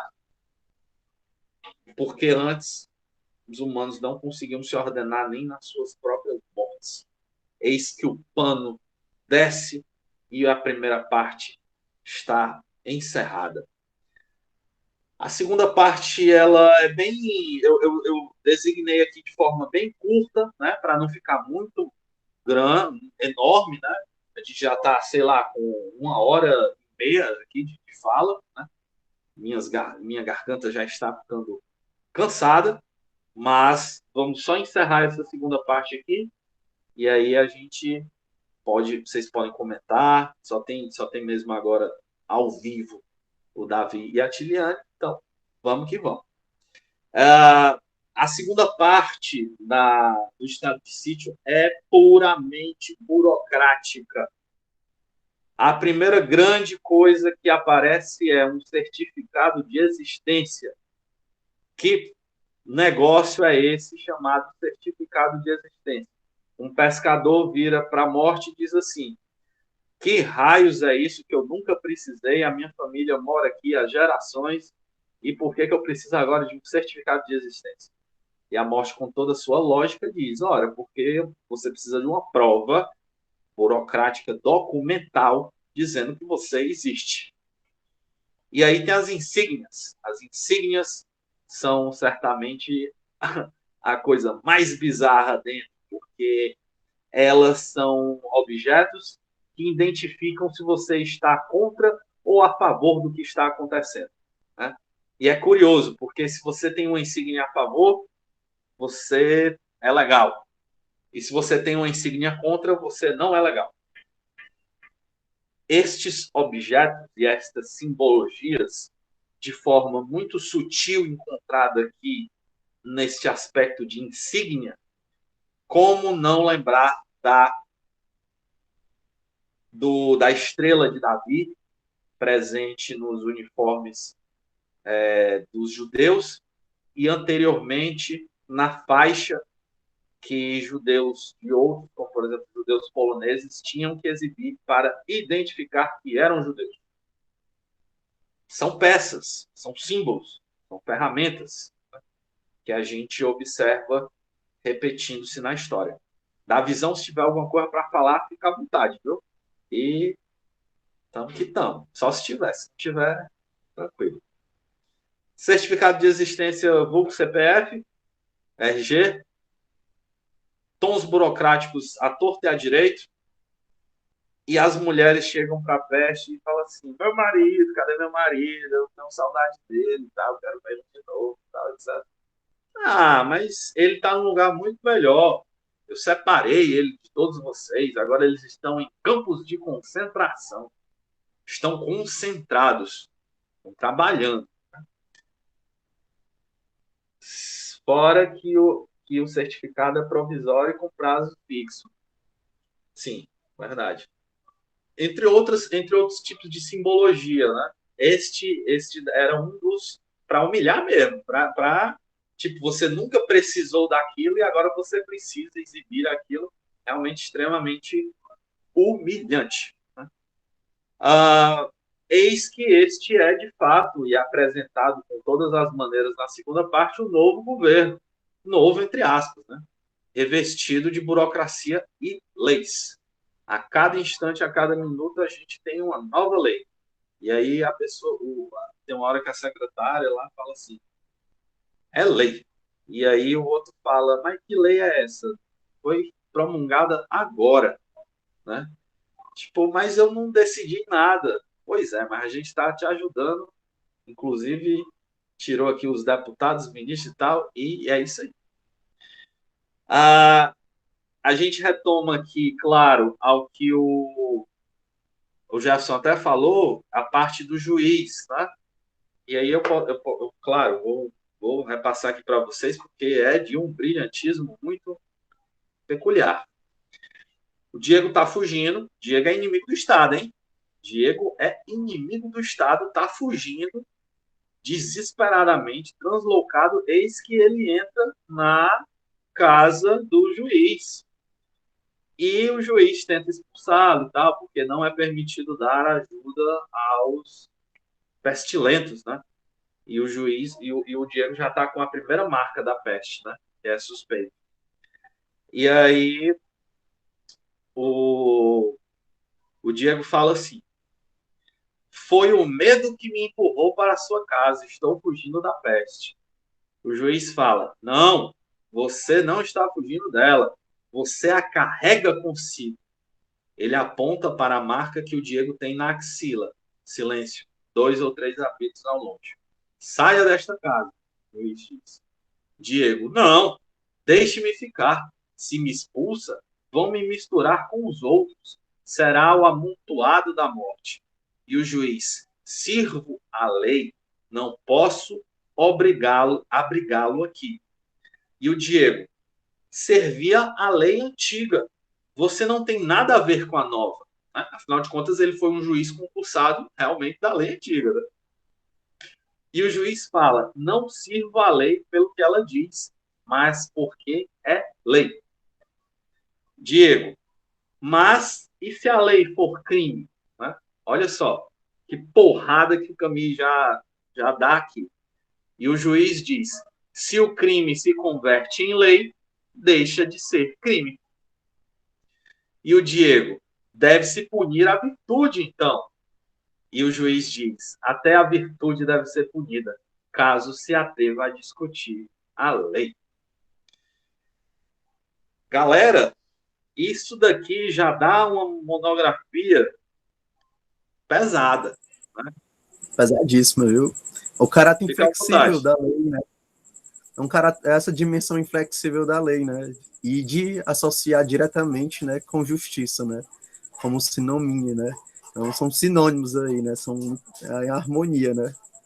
É interessante. E esse elemento da simbologia, como tu apontou, Igor, que ela vira um critério moral, né? De distinção, né? A gente valora, né? Quem é as pessoas boas, quem são as más, quem são as dignas disso, quem são as não dignas daquilo ali.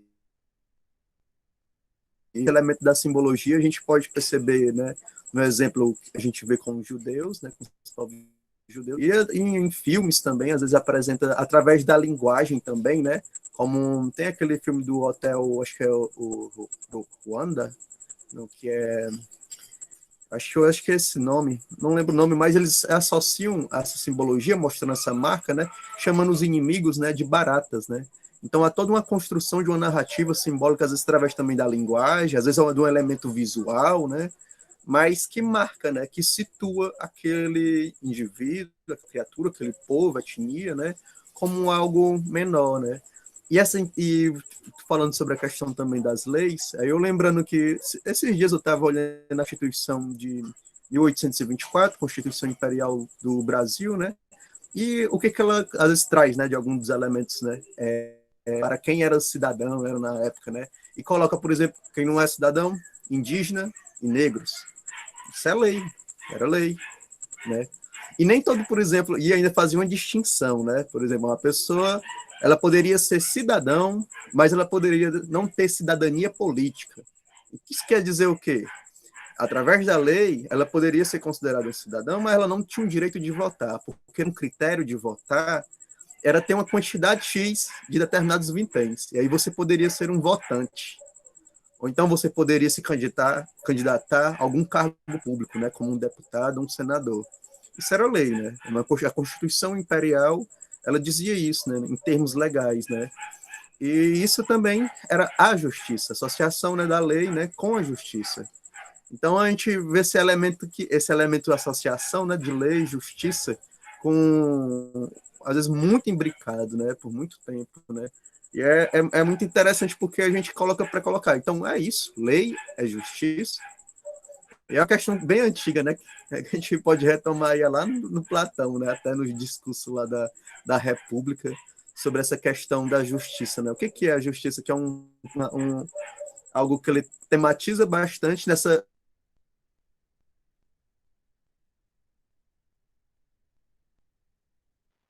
Acho que ficou sem áudio agora. Tu tá conseguindo escutar, Tiliane? Davi? De Platão lá na antiguidade, e a gente ainda tá tentando entender, né? E como é que acho que já travou, não foi para ela? Pronto, foi. Deu Então uma acho que para mim travada, mas também voltou agora. Pode continuar. essa questão entre lei e justiça, né? É um problema, eu acho que enorme, grande a se pensar, e a gente vê nas práticas efetivas das políticas do dia a dia, né? Das sociedades, né? E como isso implica, né, nas vidas dos indivíduos, ou de determinados indivíduos, né? Que muitas vezes alguns se beneficiam dessas leis, né? E outros, né, se dão mal, né? Outros vivem de uma forma mais injustiçada por essas leis, né? E aí, né, o que fazer? O que fazer? E alguns, por exemplo, se propõem revoltas, né? Por exemplo, quando a gente vai pensar sobre os indígenas, quando a gente vai pensar sobre o, os negros, eles não ficavam só em silêncio, né? Mesmo na época do Império. A gente não tem só uma questão de silenciamento, talvez silenciamento para alguns, né, que vão silenciando. Mas a gente vê essas questões que são trazidas, inclusive, às vezes, nos relatos, né, dos próprios, né, que às vezes estão registrando, acabam fazendo uma nota ali num boletim ali na polícia de revolta, né, e às vezes a gente consegue, às vezes, nos próprios documentos daqueles que oprimem, muitas vezes, a gente vê uma composição de uma rebeldia, né, como eu cheguei a ver documentos agora recente, né, de índios que tentavam se desbatizar, né, na época da catequização, né, e isso é muito interessante a gente pensar, né, eu acho muito interessante mesmo para a gente pensar essas questões, né, que às vezes vai contra a lei de um determinado período, de determinadas pessoas que aplicam a lei local, né, e qual a validade dessa lei? Por que o juiz tem esse poder, né, todo, né, em legitimar aquilo que é justo ou não em nome da lei, né? Quem que constitui esse poder, né? E se esse poder pode ou não ser confrontado, né? Ou se deve ou não. Eu acho que são questões que você traz aí gigantescas, viu? Gigantescas mesmo, que dá para no caminho a gente consegue ter tantas leituras, né? E assim, né, para quem tem essa leitura, essas preocupações políticas, né, em relação à questão do direito também, né, é um tema que envolve uma gama de outros autores, né, de outras questões, e Camus alerta aí, inclusive colocando numa peça teatral, de pensar, dramaturgia, direito, política, num canto só. Num canto só a gente pode tratar diversas imagens para a gente pensar aqui, para a gente discutir. E é interessantíssimo, eu acho demais, assim, por mais que tem gente que às vezes que não gosta um pouco das obras teatrais, né, do Camus, mas quando acho que a gente se detém em determinadas cenas, né, a gente, pô, isso aqui é genial. Isso aqui é sensacional. Você colocar isso aqui em cena. Eu acho que ainda mais interessante também que algumas propostas de teatro às vezes têm, né, que é encenar, atuar, escrever e também discutir aquilo que foi feito, né, para a gente ter uma preocupação, né, até uma dimensão, acho que pedagógica da coisa, assim, no sentido de partilha mesmo. Eu acho que esse momento aqui era importante porque a gente tem um momento mesmo de partilha, de conversa, né, de dialogar, de saber qual foi a nossa leitura, o que a gente conseguiu tirar de elemento ali naquela obra, né? Que às vezes a gente está aqui e eu não tinha percebido isso. Né? E, há muita razão nisso aqui. Às vezes a gente acaba indo por outros lados, né? Às vezes que não são lados nem conflituosos, né? Opostos. São só outros interesses, às vezes, que aparecem, né? Diante da obra do Camus, né? Eu fico muito feliz em estar aqui, presente novamente, em poder te ouvir, acompanhar. Fazia muito tempo que eu não tive tempo essa semana, que eu emprestei meu livro do Estado do Sítio há muito tempo, que é aquela coleção, acho que é da editora, acho que é que vem a obra do Estrangeiro e o Estado de Sítio junto, eu esqueci a editora. Abril, é uma vermelhinha. É cultural, né? Pequenininha, pronto. E tá emprestada há anos, né? Eu não sei onde é que tá. Aí eu li em 2012. Aí a minha memória não estava tão aflorada também nas coisas, né? E eu estava hoje o tempo foi corrido, eu estava com preguiça de ler em francês. E aí demanda um outro tempo, que eu não estou mais com uma leitura tão boa, não.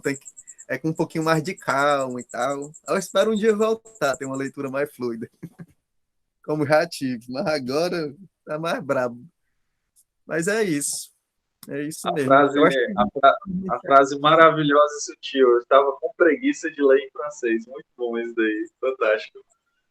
Mas, ó, Davi, obrigado, Tiliane. Ela já saiu, né? Acho que já, já. já, já saiu. Davi, muito obrigado por essa tua contribuição, cara, porque é muito boa, muito importante, sabe? O que você disse sobre a questão de não gostarem muito do caminho do teatro, né? Eu vejo muitas figuras, muitas ideias, muitas formas. Eu vejo que tem pessoas que não gostam do caminho filósofo e aí só leem o caminho na literatura mesmo. E eu vejo um movimento contrário, né? Eu vejo um movimento que nem gosta do teatro, como você disse, mas outros que já gostam. E também o lado mais jornalístico, dos editoriais, das posições e tal. Mas o que você disse é muito correto. Ele sempre tenta trazer tudo para um canto só, para poder realmente acontecer esse diálogo, essa fala. Aqui a gente pode falar sobre ética, filosofia do direito, moral, política, filosofia social. A gente pode falar sobre organização, políticas públicas, melhor forma de governo, crítica aos regimes autoritários, né? Então, é uma quantidade de coisas para a gente discutir que realmente é fabuloso, né? Realmente é incrível. Te agradeço muito. Tu falou uma coisinha que bateu aqui na cabeça muito forte, e com certeza eu vou desenvolver melhor no segundo tema, que é sobre justiça e direito, que foi os juízes, né? Sempre os juízes tiveram muito poder, né? Até hoje eles têm, né? Mas hoje eles não têm tanto quanto tinham antigamente, no sentido de que um juiz de interior, de uma colônia, alguma coisa do tipo, ele era sim o responsável por quem morria e por quem vivia. E se ele não gostasse da pessoa, seja pelo que motivo for, ele arrumava meios de destruir, de exilar, de fazer alguma coisa do tipo. Hoje, claro, a gente tem leis maiores que proíbem esses abusos, mas ainda assim a figura do juiz ela é muito poderosa. Você viu aí nesses episódios da pandemia, juiz mandando abrir locais, né? Mesmo com os governadores falando que não. Então, você vê coisas que você fica assim, meu Deus. E se um juiz faz uma coisa errada, é aposentadoria. Né? Não tem um castigo assim, pô, vai se aposentar. Aposentadoria compulsória, né? Pô, Esse é o aposentadoria castigo. integral. Integral, entendeu? Então, assim, são coisas que você observa, né, que são tremendas. E aí eu retorno. Em Kafka, o juiz é muito pesado. A Tiliane até colocou aí no processo, sim, no processo, a figura do juiz é muito pesada. Em O Castelo, em A Colônia Penal não é, mas porque ele já deu a sentença. No ponto A Colônia Penal, a sentença já está em andamento, então é a máquina, é a tortura.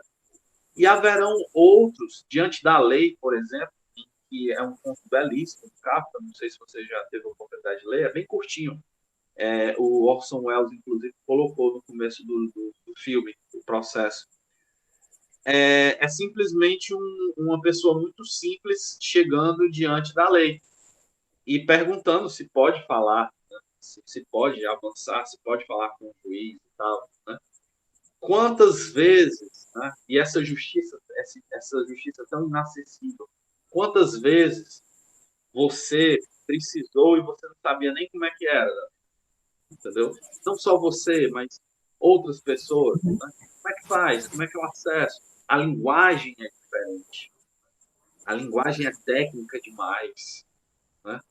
E aí a gente observa isso porque é algo que mexe com a nossa vida. É algo que mexe conosco de uma forma diária, inclusive. Né? Hoje se fala muito de Constituição, vamos respeitar a Constituição e tal e tudo mais, mas é como você bem pautou aí. Houveram constituições, existiram constituições que, se você for observar hoje, são injustas, né? São extremamente injustas. Como há ainda constituições que, se você for olhar ao pé da letra, são injustas. Por exemplo, com todas as letras do mundo, a Constituição russa diz que é uma democracia, uma república, blá, blá, blá, blá, bonitinho e tal, tudo mais. Só que você sabe que, no final das contas, é uma autocracia, né? Então, o que é que vale? O que está no papel, né? Redigido, oficializado e tal, ou o que está, o que nós acreditamos que realmente seja justo, seja lei, seja justiça, tal, etc. E aí, quando você fala desse palavra de lei e justiça, pô, irado, muito, muito bom. A gente, com certeza. As práticas cotidianas dizem muito, né? E elas devem ser registradas, né? Devem ser levadas à dimensão da esfera do debate, né? Do debate, e aí, né? Na prática está acontecendo isso, né? A lei diz isso. O que acontece? O que a gente vai entender mesmo como justo, né? Eu acho que se a gente for levar a discussão, né? Se a lei diz isso e que, por exemplo, nas situações de moradias, né, que é direito de todo cidadão, né, ter a sua moradia, e porque há pessoas, por exemplo, em situações de rua e não está tendo debate público para garantir moradia digna às pessoas? Por que isso não está acontecendo, né? Porque estão fugindo desse debate, porque a cidade não está pensando nesse debate, principalmente os governantes, né? Então, assim, eu acho que são questões, né, acho que a prática cotidiana, eu acho que Camus, atentíssimo, né, às questões cotidianas, ele traz essas situações, né, nas obras teatrais, nos jornais, eles trazem no Homem Revoltado, quando a preocupação dele lá falando lá do vilarejo, né, do homem que lá no vilarejo.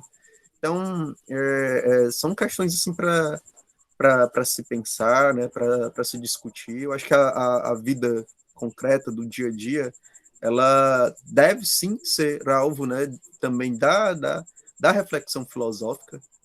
Eu particularmente acho que deve ser colocado para o debate público, isso em filosofia.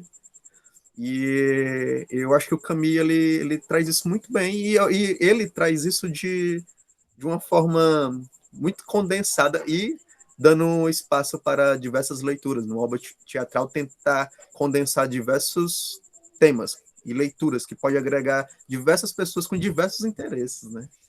Isso no romance, né? Isso no seu ensaio, os ensaios filosóficos dele, né?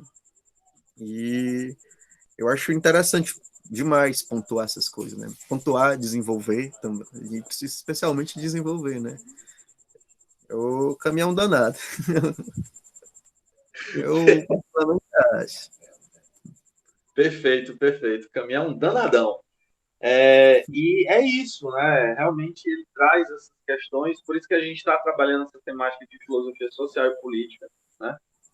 Hoje a gente termina, de fato, o estado de sítio, e aí a gente vai, a partir de agora, ter um desdobramento muito interessante.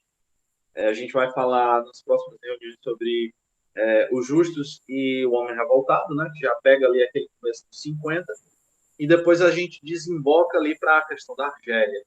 Então, aí vai ser filosofia social na veia e política, né? Diretamente. Pois é. E aí, só para encerrar, né, Davi, tem 3 pontos muito importantes que acontecem depois dessa obra que eu pontuei aqui. O primeiro deles é a revolta da mulher do juiz, que ali está denunciando, né, a posição dela como mãe, como esposa, né, como propriamente mulher. Então, é uma revolta ali da carne, né, uma revolta da condição, muito, muito pertinente. A cena como um todo parece como se fosse um julgamento, né, e tem acusações, xingamentos, coisas do tipo, mas é muito forte, muito pesada. Outra coisa que a gente observa muito é a importância do nada. O nada, no começo é um nada, mas agora ele é um burocrata, né? Ele já, nessa segunda parte, ele já demonstra toda uma altivez, uma burocracia, parece que some esse aspecto irônico, esse aspecto ridículo, né, que aparece nas primeiras páginas, completamente some-se. Porque, de certa forma, a morte vê que, como ele não acredita em nada, e ele é nada, vai ser ótimo para a causa. E recruta. Então, é engraçado, curioso demais como isso ocorre. E aí, finalmente, mais ou menos aqui na página 133, quando o Diego, de todas as suas formas, diz que está envergonhado. E aí eu pergunto, envergonhado de quê, Diego? E aí, basicamente, é o seguinte, o Diego fala assim, quero fugir, Vitória. Não sei mais onde está o dever. Não estou entendendo mais nada. E a Vitória fala, não me abandone. O dever está junto daquele que a gente ama. Aguente, filho. Olha só, bicho. É pesado. Imagina só, situação caótica, situação de guerra, né? Você está querendo fugir, óbvio, né? Ninguém aguenta essa dilaceração diária. E aí, quem está do teu lado está dizendo ali, fica, vai dar tudo certo. Então. E o Diego fala, mas sou muito orgulhoso para amar você sem me respeitar. Como assim? E a Vitória fala, o que impede de se respeitar? E o Diego fala, você, não o vejo enfraquecer. E é justamente nesse momento que a Vitória fala, não fala assim, pelo amor de Deus. Eu sou fraca, sim, eu estou sentindo tudo isso de uma forma bem pesada e tal, tudo mais. Mas onde está o tempo em que a água subia ao meu coração, quando pronunciavam o teu nome? Onde está o tempo em que eu ouvi uma voz dentro de mim que gritava terra, quando você aparecia? Sim, enfraqueço, morro por um covarde pesar, e se ainda me mantenho em pé, é porque o ímpeto do amor me lança para a frente. Mas se você desaparecer, minha corrida vai chegar ao fim, e vou me dar por vencida. Meu amigo, pesado, hein? Uhum. Pesadíssimo. Né? As construções de diálogo são fabulosas, são fantásticas, muito boas. E é isso, né? Depois a gente tem a terceira parte aí, mas vocês vão ler em casa, porque eu não vou dar mais spoilers sobre a obra. Né? Trabalho para casa. Trabalho para casa. Como eu não sei se eu vou reencontrar o meu livro, aí eu vi que estava de promoção aqui, acabei de comprar em português. Boa. Comprou na Amazon? É fácil, foi. Massa, Eu show de não faço bola. Tá não baratinho. sabia da existência desse prefácio, né? Tem umas coisas a mais, né? Tu falou que era mais Tem completo. umas coisinhas a mais, bem bacana, bem legal. Bem Então pronto, esse é o meu momento. Esse é o meu Vou me momento. presentear. Davi, agradecer muito por você ter ficado até o fim, né? Todos os guerreiros e as guerreiras aí foram abatidos ao longo do caminho, mas você esteve comigo aí até o final. Agradecer também a você, telespectador do YouTube aí que ficou com a gente até agora. Curte, compartilha, ativa os sininhos, notificações e tal e tudo mais. E boa noite e até a próxima semana. Parar aqui a gravação. E aí a gente finalmente vai descansar. Interromper. Tchau, tchau. Valeu, até mais.